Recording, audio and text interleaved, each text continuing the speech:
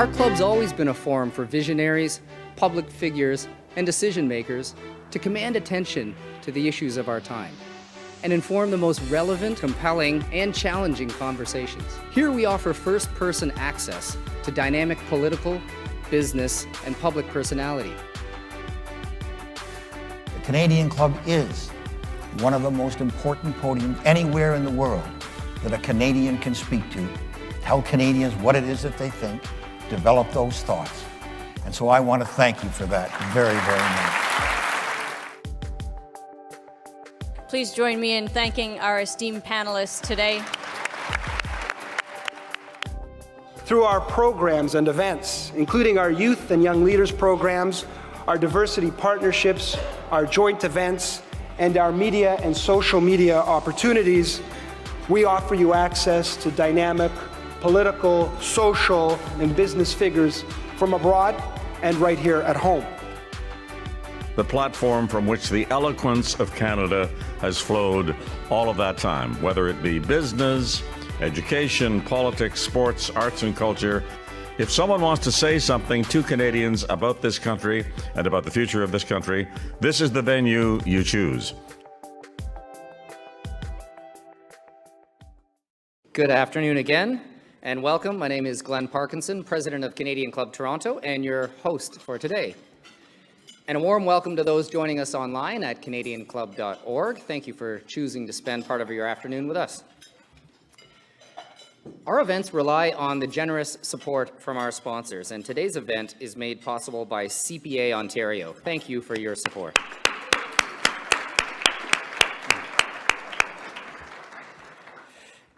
Thank you to our season sponsor, Canadian Bankers Association, our official airline partner, Air Canada, and thank you to Canada's Forest Trust, who, through our partnership, plant and maintain a forest in our honor to offset our carbon impact of our season.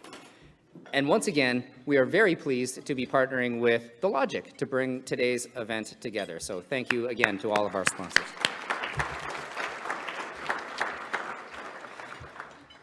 Now, as many of you know, we often invite young leaders to our events to participate with us, and today we welcome students from Junior Achievement, Central Ontario, Rotman School of Management, and the University of Toronto. Yes, let's do that. Now, we'll shift to the discussion shortly, but I just want to remind everybody, or those who are joining us for the first time, we really encourage questions and participation of our audience in the discussion. So you'll see on the center of your table question cards.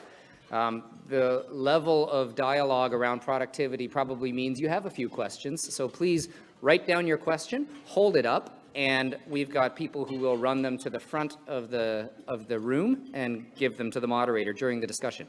Similarly, for those of you online, there's a button on the right-hand side of your screen that says click to submit question.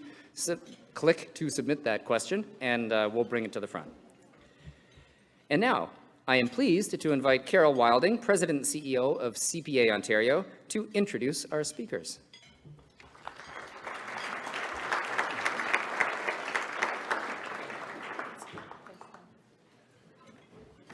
Thank you, Glenn, and good afternoon, everyone. Now, I'm not going to waste time today telling you why we're all here, because frankly, we no longer have any time to waste.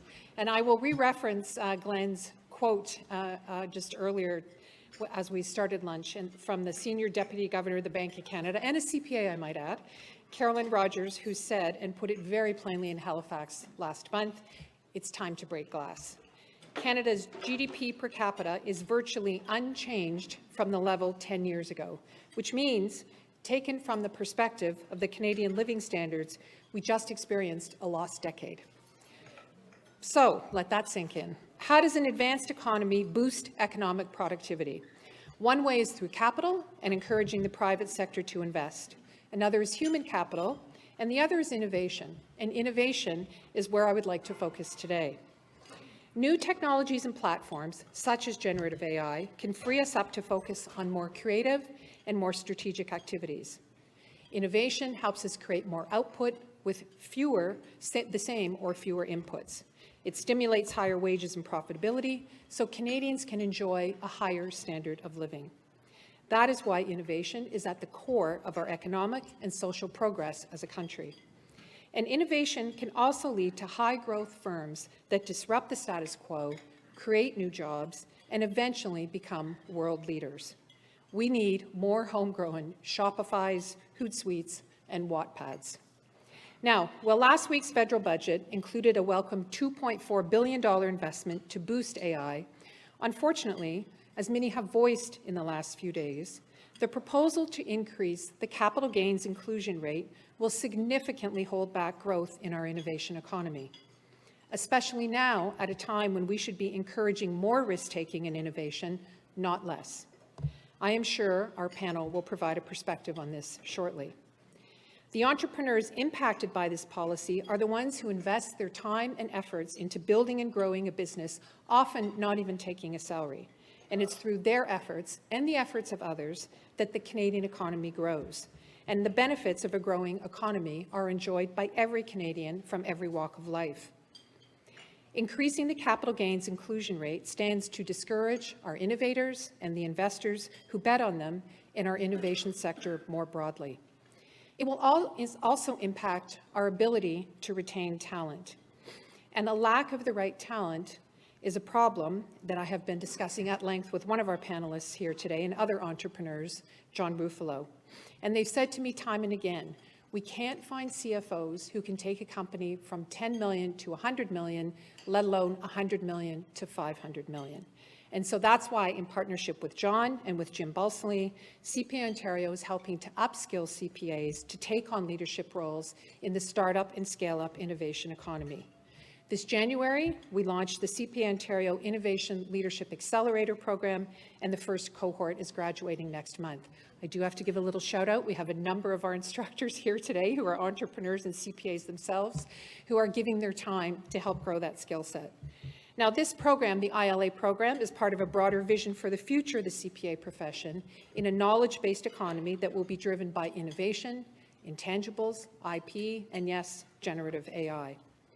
In the weeks ahead, we'll have more to say on the role of CPAs in building trust in AI and harnessing its economic potential. We all know we have so many advantages here in Canada, one of the most highly educated workforces in the world, access to global markets, world-class innovators, including those working in artificial intelligence, but we can't harness these advantages by holding back our risk takers and our entrepreneurs. We need to help them unleash the power and the potential of homegrown Canadian innovation. And we can't afford to waste any time because our productivity problem is here today. This afternoon, we are fortunate to be joined by a truly impressive lineup of experts who will bring a unique perspective to this challenge. The chair of the First Nations Major Projects Coalition and Chief of Fort Nelson First Nation, Chief Sharleen Gale.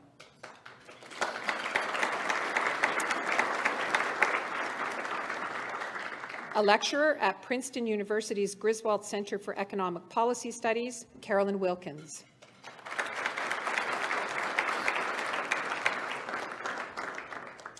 The founder and managing partner of Maverix Private Equity, John Ruffolo.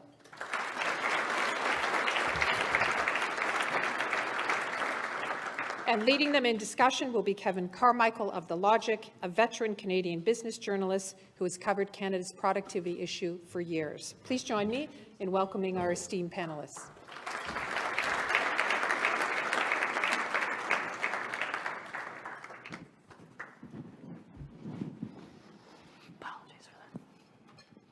Hi, everyone. Thanks, Carol, for taking care of my least favorite part of hosting these conversations is the setup. I find that distracting for some reason because I prefer to get straight to the conversation, so let's do that. Carolyn, I wrote about you while you were at the Bank of Canada for years. You gave several speeches about productivity over that time. You never once told me or anyone else in the audience to break the glass. What's changed? You certainly, at your time, it's not like you were downplaying or underplaying the significance of productivity, even maybe foreshadowed a bit where we find ourselves today. But what's happened in that time? Why was this issue suddenly a national conversation? I think there's three things. I mean, the first is that we were starting from behind back when I started talking about it. Productivity growth has been lagging many countries, including our major market where we compete in the US for years. And so I guess the first thing is that that's just got worse. So the GDP per capita deficit that we have relative to the US has just grown. And it's just like now it's nearly $16,000 a head. And so I guess that's number one. The number two is that, you know, we talk about central bankers falling behind the curve at times. Well, public policy and private investment can fall behind the curve too, because to fix this problem, it's years and years of investment in waiting to get the return on that investment.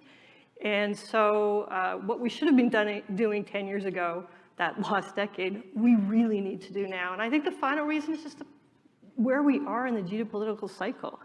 I mean, the US is not being shy about saying they're Buy American, which was always hamstringing us, is doubling down with the IRA and the CHIPS Act.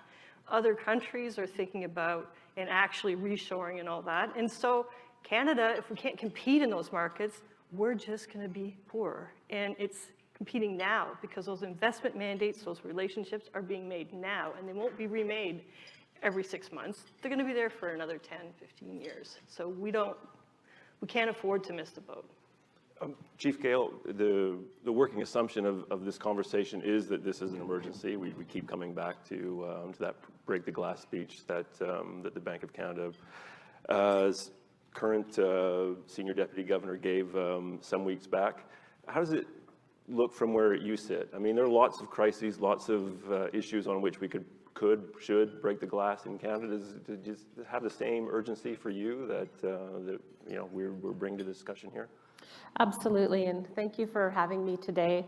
I'm going to speak in an Indigenous lens coming from my community of Fort Nelson First Nation, which is on the northeast corner of British Columbia. We're very vast in resources with timber, oil and gas, fresh water, and just so much plentifulness. But I do have to say that most Canadians don't realize that there's been so many barriers on Indigenous communities because of the Indian Act. And it didn't allow us to really be involved in our economies. Really, these laws were really put in place to keep us on reserve. My grandfather back in the day would actually have to have permission. And if you wanted to go get an education or go in the war, you would lose your status and your identity as an Indigenous person. So I think it's really important for investors and industry to know that we cannot use our lands as collateral.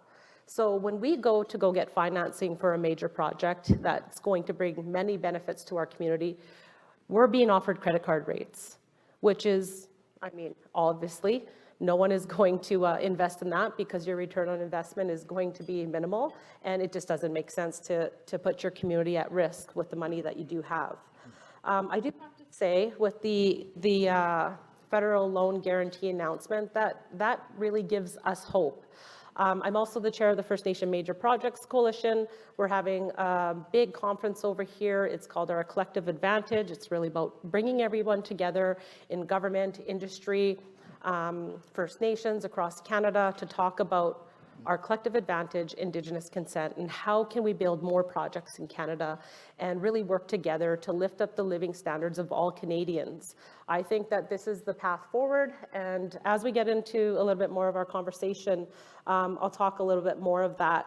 But I'm also really happy to say that this isn't something new, that we have provinces. BC just adopted a framework. I'm really happy to be able to advise the Premier going forward on how that plan could be implemented so it serves our needs. But Alberta, Saskatchewan, and Ontario already have Indigenous loan guarantee programs, and they're working. And all the projects that have gone through that, there has been no default. So I really feel that once we get off our feet, get a couple projects going through the federal Indigenous Loan Guarantee Program, people really start to understand that we can really build up our communities. And when we want to invest into another project, we won't need that program. We'll already have our own source revenue to be able to invest. John, you're a familiar face to a lot of people in this room. Anybody that's paid any attention to this issue for quite a while now knows that you've been out in front trying to bring attention to the, the productivity stagnancy, if I can put it that way, that we're seeing in Canada. So I won't ask you to repeat the messages that you've been trying to get on the table for years. But I would like you to speak to the investment piece of this. Sure. Chief Gale alluded to it in her comments. This has been a big piece for a while. Business investment in Canada is extremely weak. Why is that? It's not, and we'll get to the capital gains issue, I'm sure. But this predates, yeah, exactly, which capital gains issue? Only one right now, right? But this predates, like the lagging business investment predates anything that we saw in the budget this week. So what's going on? Why is business investment in Canada so weak? So what I would do, just to overly simplify, I try to correlate productivity versus innovation. I think they're two heads of the same coin, but they are different. On the innovation side, just think of these are companies that are the tool makers. These are the traditional technology companies, whether it's software, hardware, semiconductor, that are building the tools, and their customers is basically the rest of the economy that's going to take those tools and make their businesses bigger, cheaper, faster, better, hence more productive. So the productivity issue is correlated to the lack of investment on innovative products, whether it's AI, robotics, what have you. I can speak particularly on the innovation side. We're not going to get the innovations in this country to be applied to those companies to make them more productive if we don't support the innovation sector. And before 2010, the view was, and this is now after the dot-com crash, the view was you can't make money in the innovation sector. Canada's not deep enough. By this time, as after the financial crisis, all the financial services companies that basically exit out, the pension funds declared they were out as well. But what they didn't really see, and we could start to see, is that you invest on technological cycles, and 2008 was the magical breaking point of the next cycle that was going to be unleashed. And in order to leverage that capital, or leverage that success, a lot of capital needed to go in there. And part of the challenge is, despite all the smart folks in investing, they tend to invest when things are going way up, and they back off when the valuations go very low. It's exactly what's happened. So what did we see? We see people investing extremely heavily between 2019 and 2021, losing their shirts and going completely in a frenzy of FOMO. And now they look back and say, see, I told you so. You can't make money in investing in innovative companies. And that's because you were stupid in your timing. And you got so anxious about that. And now what we're doing here is, now as things are getting back to normal, we're getting folks who are now concerned to be investing in the innovation sector.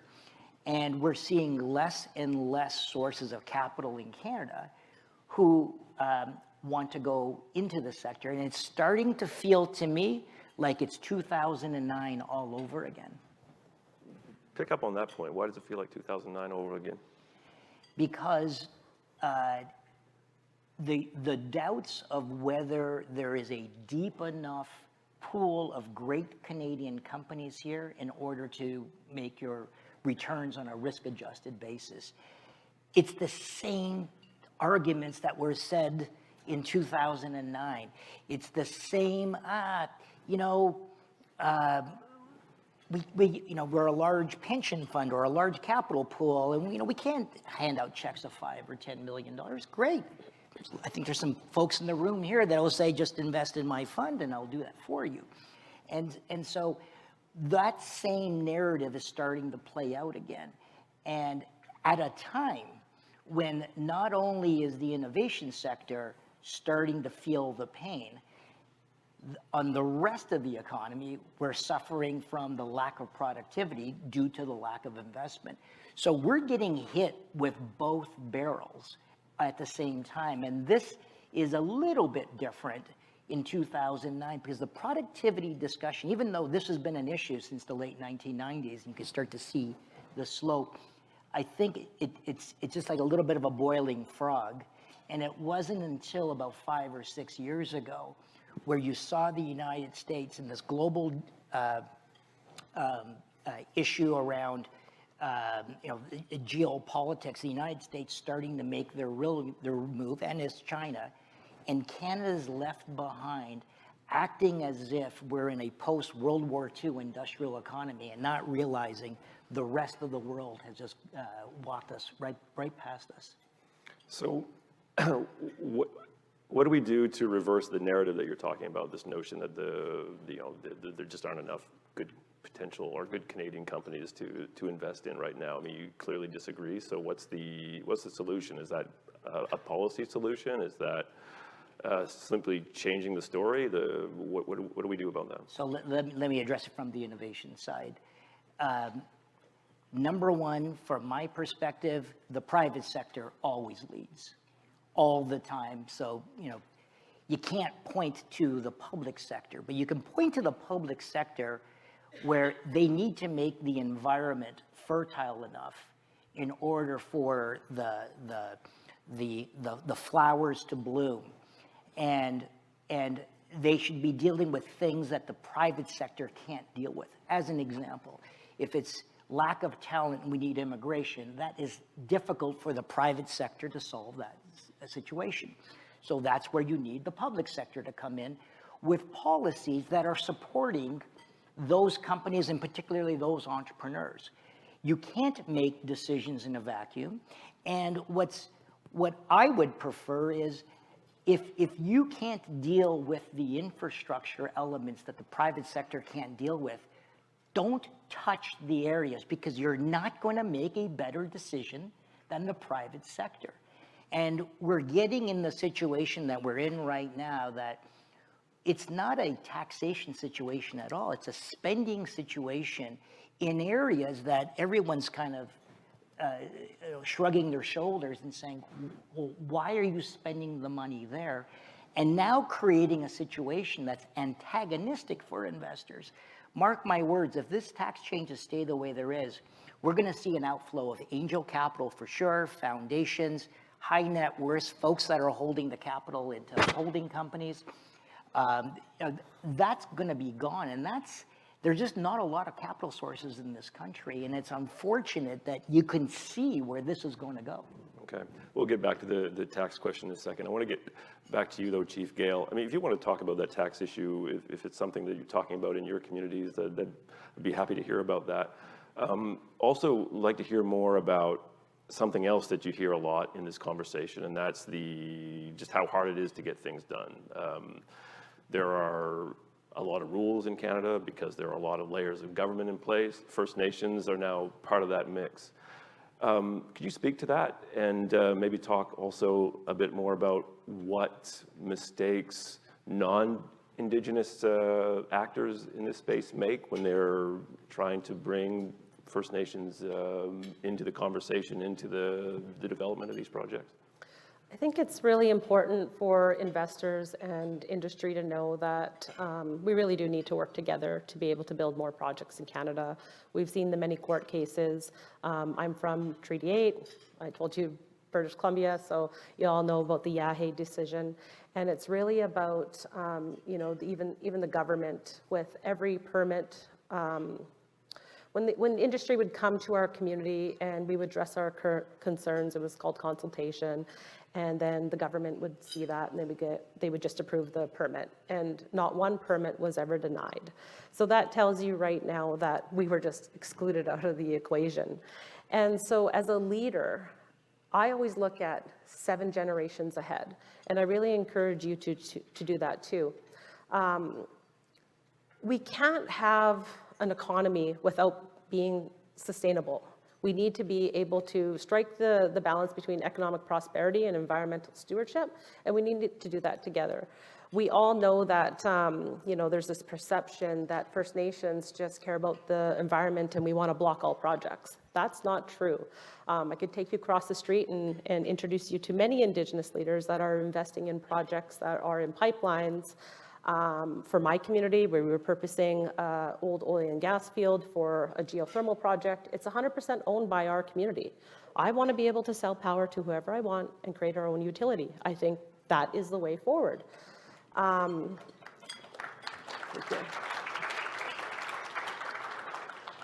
can look at my neighboring nations. They're investing in wind power. I can look up north. They're getting into hydro dams. This is nothing new to us. We've always been a part of our economy, especially before first contact. We had our trade routes. We, as a Dene person, you can find stuff that belongs in Mexico up in my territory and vice versa. We were very nomadic. We have the ability to be a part of our economies meaningfully, and that's what we invite you to do, is participate with us. If we're gonna create a great country for all Canadians and for the 7 generations, meaning your kids too, because we signed treaty, which was peace and friendship, peace and sharing, we welcome you. We welcome you to do that with us. I think that's the only way that we're going to ensure that projects are built on time, that there's not going to be delays. If you were at the conference, you would have met Angel Ransom. She just announced the Spirit of the Land project, which allows First Nations the ability to put their own values, culture, and language into the environmental processes that we need to really fast track those processes. We know that to build a project in this country, it takes a long time. And we got to get over that. And the only way to get over that is to include us. Include us at day one. What I've seen in my territory is companies coming and they're like, oh, here, we're going to build this, and this is where we're going to put it. And, they spent millions of dollars on their engineering and stuff. And we're like, oh, yeah, that's kind of not a good place. It's a burial ground, or it's a sacred place, or, it's a moose calving ground. So we really need to get over those challenges and be a part of the discussion at day one. But then you also see that, that First Nations are not always going to say no. If we can just address where a project can go on our land, we can move forward. Yesterday, we had our conference opening, and I did a panel with Dave McKay from Royal Bank, CEO, and it was a good conversation. And I think it just shows that for a highly recognized and respectable banking institute to be there at our conference talking about the access for the need for Indigenous people to have competitively priced capital just goes to show you that he knows, and all of you should know, that we need to be a part of that equation going forward. That's the only way that we're going to be able to build this country together, build projects on time, get those kind of things done. But I think the biggest thing too is that people are scared of the word UNDRIP. UNDRIP is not actually a real scary thing. It's just really about having a conversation with a First Nation, talking about the project. Let's design it together. Let's go to government together as an industry player, as a First Nation. We can sit at the table with government. We can talk about the project. We can talk about how our values align, and we can build it together. I think I'll leave it there because I want to give the other panels a little bit more time to talk. We'll get back to it. Yeah, some yeah. things you said there. Carolyn, you spend a lot of your time in the U.S. these days. Something looks, from here anyway, it looks like there's something of a productivity miracle going on there. Could you talk about that, and then maybe also just give some perspective of where what you're seeing in Canada fits in the global context? Because this is not a concern uniquely to Canada. I mean, I think I just read in the Financial Times yesterday, it was South Korea's having a bit of a moment trying to rethink the way its economy is set up. So this is something that's happening everywhere. So you're well placed to speak to that. So maybe start with the U.S. and then speak to how you think Canada fits in what you're seeing going on elsewhere. The U.S. has always done better than Canada, but they experienced a slowdown in investment and productivity, along with many other countries. Part of that's just the aging population and the dynamics that come with that. And so, but what we've been seeing is perhaps kind of a reemergence of a productivity boom in the US, and it's way too early to tell. But we've seen a real bounce in GDP per capita and in productivity there. Part of it's just the reestablishment of supply chains. They were all messed up everywhere, actually, during COVID. So you just get a natural bounce back. But they've also got an investment boom that's happening on the building manufacturing plant sides, coming from the Inflation Reduction Act, which is strangely named given what it does, and the CHIPS program. It's looking like they're crowding in investments. So sure, there's lots of government aid, actually hasn't been deployed, but that business environment, John, you were talking about, that optimism, something's happening here, let's start doing it, is happening there. They've also got a pretty hot labor market, which usually contributes to productivity growth as well. So this has nothing to do with AI and that part of the innovation. So that, if it actually materializes, is going to be on top of that. And I think, the lesson for Canada is that environment that both of you have been talking about, where it's not about any single tax, it's about, is it an environment that's good to invest in, that's not only recognized by people here, but by foreign investments. The amount of capital we are going to need to do the big projects that we have in front of us in infrastructure like ports and roads. I could go on about what exactly we need. Healthcare, housing, the whole bit. It's going to take an enormous amount of capital. And so we need to ask the question, why are we not attracting it? Because if it was such a good place to invest, people would be investing. And so initiatives like Stephen Polat's looking at why the pension funds aren't investing are good, because we might think we know, and we probably suspect what some of the things are that they're going to say, but it'll provide a real benchmark, not only for the pension funds, for others, because the idea of forcing people to invest in our country doesn't make any sense to me, especially for institutions that have a fiduciary duty to the pensioners, present and future. So it's really that introspection, and I get a little frustrated if it's coming through my voice, because we've been talking about this for years. There's the cut the red tape, there's the reduce regulations. I'm a regulator. I also have a gig at the Bank of England on the Financial Policy Committee. And I don't think there's any honest regulator that would say that there aren't ways to have more efficient regulation and less paperwork.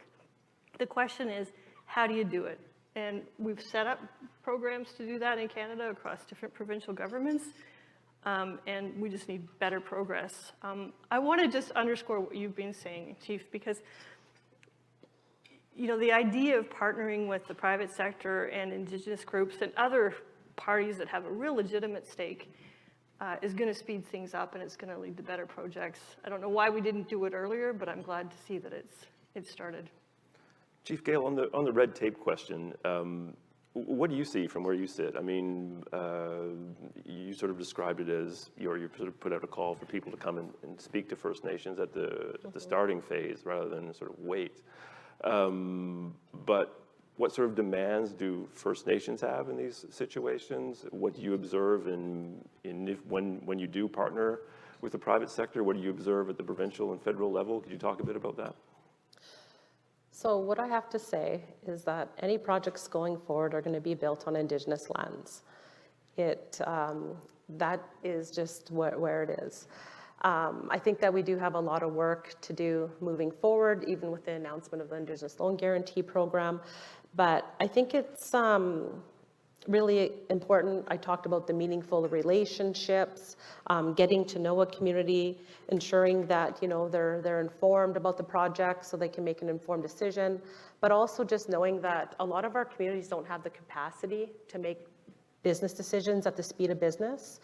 So this is why it was so important to our nations to provide a space for us through the First Nation Major Projects Coalition, who provide free capacity support for us to be able to do that. I talked about us owning a geothermal facility. It's called Tude Ka. It's going to be 100% owned by our nation. And in order for us to do that, we need people like you. We need people like you supporting our Indigenous nations. You know, right now we're working with Gallings, we're working with Tories and Collier's group, and those are the people that are going to help us make that informed business decision so that we can bring that back to our people and say yes. Know what our return investment will be, you know, provide a cleaner, renewable electricity to our territory. But I think it's also important to talk about Hydro One. We were able to really support our members with Hydro One and negotiate a 50-50 equity deal for any greenfields going forward. And I think when we look at that, I think that's the standard going forward. We have other projects within our community that we're working on, and we talk about that with our partner. You know, we got the biggest community forest for a First Nation in British Columbia. And by working with the municipality, by working with the provincial government, we were able to achieve that together. Not working in isolation anymore, just having the conversation. People want access to our territories. That's the way we're going to have to move forward. You know, when we picked our initial partner for forestry, they didn't meet our values. We decided that, you know, maybe they weren't the best fit, so we had to have that difficult conversation. But moving forward, we did find a partner. And we found a partner that was, you know, willing to say, yeah, 50-50, I think that's fair. We're not going to come to your community, Chief Gale, and say, no, it should be 40-60. No, it should be 70-30. No, we heard you loud and clear. We heard your members. We heard your elders. It's going to be 50-50, and we're fine with that. Going forward, if you want to have a buyout option, you can. So I invite you to come to my territory. I invite you to come to my community.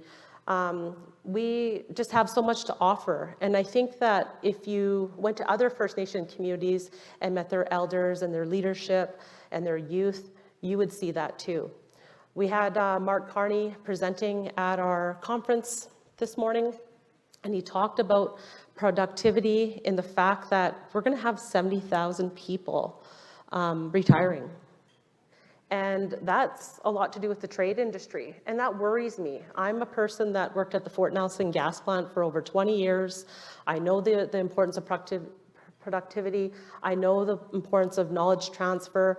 I worked with a lot of tradesmen throughout those years and a lot of professionals. And it always worried me, like, how are we going to run this gas plant locally if we lose our workforce and all these guys retire and we don't have a lot of apprentices in the shop? So I feel that there's just so much work to do, but I think by working together in collaboration, we are going to get there. I know that we are going to be running out of time, but what I wanted to say is that next year, our focus is going to be on the value of reconciliation with Indigenous nations and global markets. And that's one of the things that our members want to understand moving forward, is what are global markets? A lot of our members have had the opportunity to travel with different ministers, or been invited by different countries to go do trade missions and talk about the critical minerals and how we're going to be involved in this transformation going forward. And I welcome you to do that with us too. Invite our communities in to your workspaces. Get to know us. Find out what the problems are, the challenges that we're facing, and let's work together for the common good so that we can build projects in this country. We're ready, we're willing, we're open for business, and we're excited. We have a new path forward and a lot of tools that we can utilize to get there. Okay, John, here's your chance. Only 9 or 10 minutes left, Yes. But it's the capital gains question. I don't know if a lot of people in this room need some help in sorting through why that's important, but there might be some people watching in Ottawa who don't understand. Oh, I'm sure they are. Yes, I'm here. Why this change has bothered you and so many other leading innovators Sure. to the extent that it has. Maybe I'll put it this way. I mean, so look, why is it such an impediment, or why is it such a risk to innovation, everything we're trying to achieve? And why, given the aggressive way that companies in this country, in the US, almost everywhere it seems these days, sort of exploit the tax code to their benefit. Why can't you all just get your accountants to find new ways around this tax? Why is this one causing so much heartache? It's really the narrative at the end of the day. So the best way to visualize this, we have the government steering the Titanic right into an iceberg. And as they're scraping along the ice, they're throwing silver dollars on the deck for all the guests to kind of grab them and put them in their pockets, and then blame the engineers for not making a ship that was strong enough to withhold the iceberg, is what's happened right here. And that narrative is blaming the entrepreneurs for this perceived wealth and dividing this country. Now, I'm not going to even talk about the additional spending and those decisions that we made, because time will tell whether those were good decisions or not. The issue is the political decision to find a group of taxpayers that not were doing anything of any abuse. There is nothing that was being done, but rather a convenient group where perhaps that if they describe it as 40,000 wealthy taxpayers, that the rest of the Canadians would say, well, screw the rich, and let's create that we versus they. These entrepreneurs, and I'm going to talk about the startup community, are not normal people. They're not doing things in a logical basis. Like, they're not seeking a job in the civil service that will just make sure that they don't have any risk whatsoever. They want to change the world. And money is the furthest from their minds. But what happens, it's about dream and a hope. And there has been a torrent of cuts by, 1,000 cuts, where they're seeing less capital in the ecosystem. They're seeing the cost of housing going up.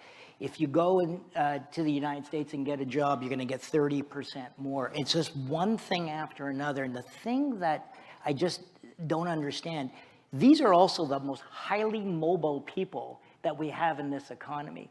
And if you want to challenge whether you think, just because they love Canada and you're going to hang that thread, you're playing with fire.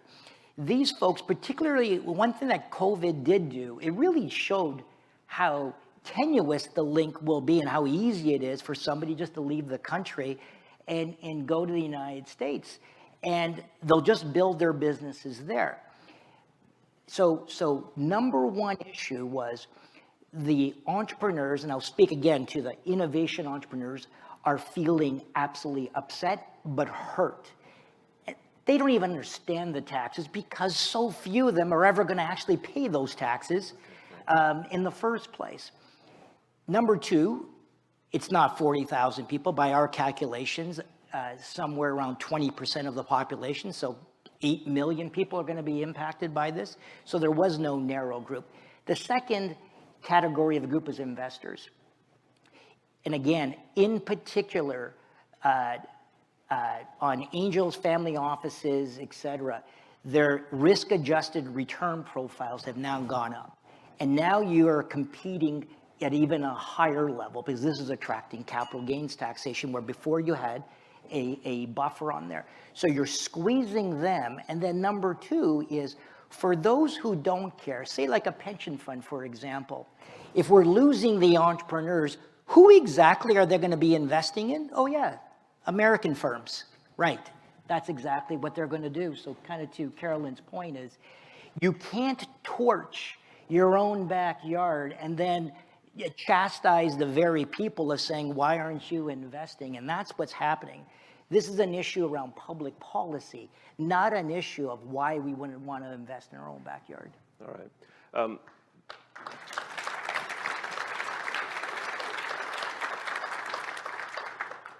Carolyn, not to put you on the spot of defending the current government, that's not your job, but you have spent more time in Ottawa than everybody on this panel.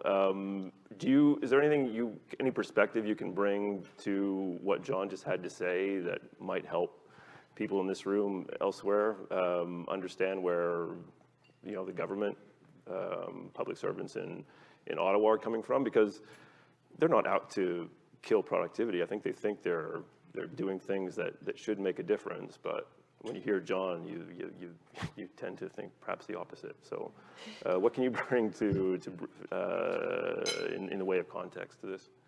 Well, when I look at it, I look at the total amount of spending that was needed. That if you want to remain on a stable fiscal track, you have to raise taxes, and so that would be the place that I would start, and say, is that trade-off right now the right thing to do? Just because clearly in that amount of time you have to do an ad hoc change in taxes. This was, as you said, one that at least some studies say is fairly efficient, but it attacks capital, which is precisely the thing that we need. And so when I think about tax changes, they're best done when they're in a context of thinking about the efficiency of the tax system overall. I know that sounds like a lot of bureaucratic speech, but there's all kinds of areas to enforce better the taxes that we already impose on people. There's ways of changing the tax system that gets you more money in a more efficient ways, but this sort of piecemeal approach isn't necessarily the right one, especially when you're trying to think about productivity and intergenerational fairness. So I'm not saying it's that the studies they cited are wrong. I'm just saying they don't take into account that whole business environment where already entrepreneurs are thinking, is it really worth doing it here? I'm at the Creative Destruction Lab, we're at HSC on the Web3 stream, and I meet like the most amazing, energetic people who do want to change the world, and they want to make money too, which I think is fine. But every little thing that makes that return more uncertain or lower is going to make them think, should I do it here or should I do it in the US? And so aside from the tax, I would just add this regulatory uncertainty, the regulatory burden. That is a form of tax, isn't it? Because it takes your time and it takes your money. Okay. We reached the card in my stack here called Solution Round. We have 3 or 4 minutes left to solve this problem. But we've been talking about it for 20 or 30 years, as you said, Carolyn. So certainly the solutions are at hand. I'll go along the line and just ask you to put an idea or two on the table in as little time as possible, just to maybe start people thinking on how we do attack this problem. So I'll start with you, John. What would you do if you became finance minister tomorrow, or industry minister, or whichever minister? What would one of the first 2 or 3 things? I'd reverse this capital gains tax, number one. That was a given, John. Yeah, that was after you do that, what would you do? Well, when I look at, let's stay on the taxation theme. First of all, we do have a progressive system of taxation, but it's overly complex. There are opportunities where you can simplify our Income Tax Act and get to the point where, in essence, you're adopting a scaled flat tax system where it peaks out at around 40%. About 40% is the global rate where people don't do things, particularly the wealthy, to actually get around the taxes. And they sort of accept it, and that's the cost of accepting our social programs. Having a tax system over 50% is frankly criminal, and I think that we've lost the narrative. And if you actually see where Canada is as a taxing authority around the world, the corporate is actually pretty good. We're kind of in the middle of the pack. That's where Canada should probably be. But we're at a country that, yes, we're blessed with natural resources, but not a whole lot more, and the world is changing dramatically. And this world will not look like anything we've seen since the post-World War II.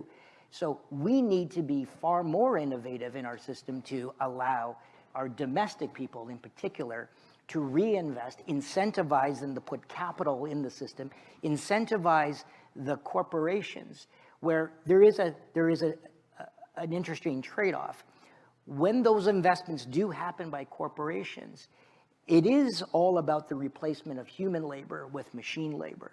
So you got to take that human labor that might be dispossessed, and there might be a social contract in there from us to fund that displaced labor generation. But it is something that we need to be doing. And I think that Canada's days of trying to be all things to all people is absolutely over.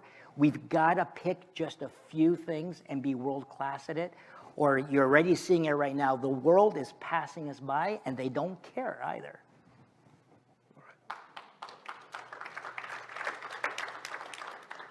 Carolyn, what would you do? Domestic mandates on the pension funds? No, that's a joke. No. Where would you start if you were finance minister, industry minister? Just so you know, the finance minister has to deal with all the other ministers. So this has to be a consensus among all of them, which is not as easy as it might sound. You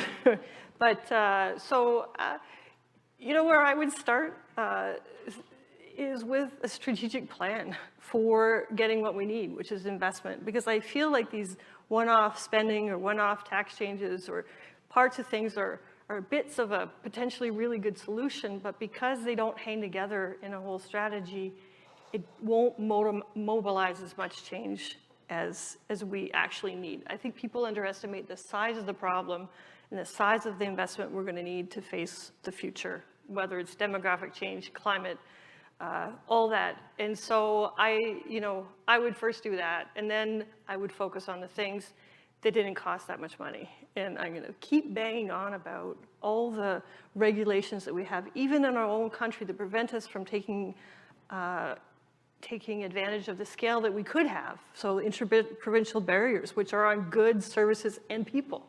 I'm not going to use inflammatory language, but I was going to. Come on. It's unwise. Okay.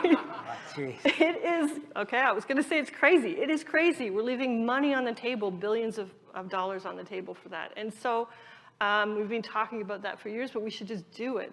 We should take off the shelf a lot of the good reports that were already done by the Business Council, by the Advisory Council for the government. There's a few of them out there that have some really good ideas. And then I guess finally I would say, yes, housing is our big challenge. It's a big part of our economy, but that housing sector, construction, is really low productivity. And there are many ways, using technology, using less regulation, using a lot of things to increase the productivity there, and that should be part of the strategy as well. Okay. Chief Gale, last word to you. I was just going to say, I'm never going to envision myself being the finance minister. But what I will say is that our members, with the projects that we currently have, there's many of them that are ready to go online, and we're going to need $2 billion right away. So that is important, because these projects are going to demonstrate that the Indigenous Loan Guarantee, the federal program, does work. And I look forward to being able to meet many of you at our conference next year, which is on April 28th and 29th. I encourage you to be there. Be a part of the discussion. Come join us with government, industry, and other people in finance. This is the path forward. We need to work together. We know to get projects built, Indigenous inclusion is going to be really important. Through our land use plans, we know where projects can and cannot go based on our values. I just invite you to the conversation, and I'm just happy to be here.